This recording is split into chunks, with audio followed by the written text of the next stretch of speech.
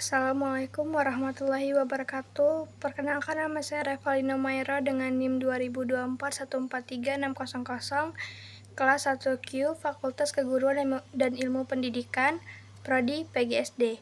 Dosen Bapak Dr. Haji Hendra Wijaya, SAG MPDI.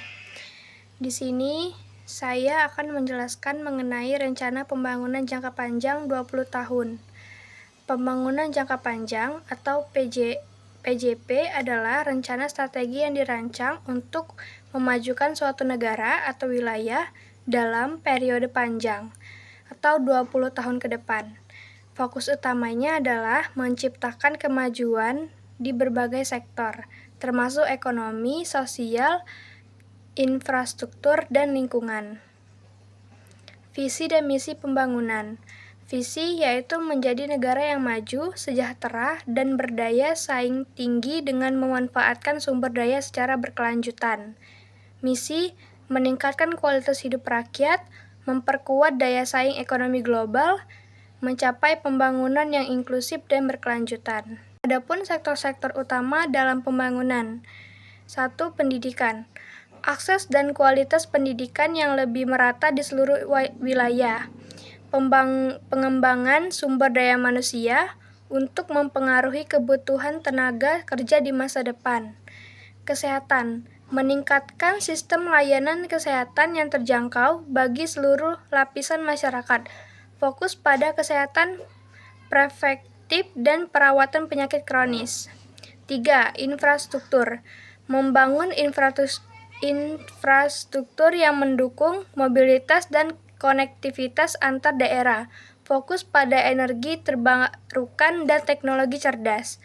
4. Ekonomi. Peningkatan ekonomi digital dan sektor industri berbasis teknologi. Pembangunan ekonomi hijau dan berkelanjutan. 5. Lingkungan. Pengelolaan sumber daya alam yang efisien dan ramah lingkungan. Tujuan dan sasaran 20 tahun.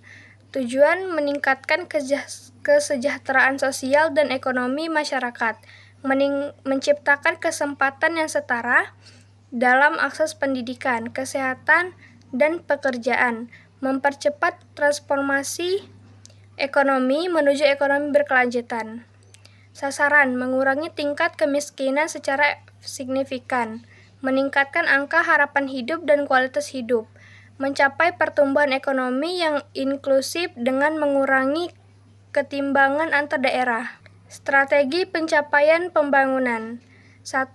Investasi dalam infrastruktur. Pembangunan transformasi massal dan jaringan internet cepat. 2. Peningkatan sumber daya manusia. Meningkatkan kualitas pendidikan sekolah, dasar, menengah, dan tinggi. 3. Inovasi dan teknologi. Mendorong riset dan pengembangan dalam teknologi hijau dan solusi berbasis teknologi. 4. Kebijakan fiskal dan moneter, yaitu pengalokasian anggaran untuk proyek pembangunan berkelanjutan. Tantangan pembangunan. 1. Kesenjangan sosial dan ekonomi. Masih adanya ketimpang antar wilayah yang perlu diatasi. 2. Perubahan iklim. Dampak dari perubahan iklim yang mempengaruhi sektor pertanian dan sumber daya alam. 3. Penyediaan lapangan kerja. Menyediakan lapangan kerja yang cukup untuk generasi muda dan pekerja yang terdampak digitalisasi. 4. Ketergantungan pada energi fosil. Pemeliharaan menuju energi terbarukan yang lebih berkelanjutan. Indikator keberhasilan pembangunan. Sosial, angka kemiskinan, tingkat pendidikan dan kualitas hidup.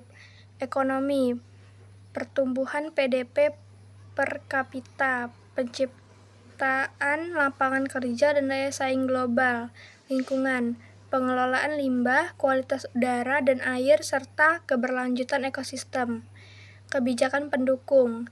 Kebijakan investasi, fasilitas untuk menarik investasi dalam teknologi dan infrastruktur. Regulasi lingkungan, pengaturan yang mendukung pengelolaan sumber daya alam, serta secara keberlanjutan. Pembangunan berbasis komunitas, penguatan peran masyarakat dalam pengambilan keputusan pembangunan.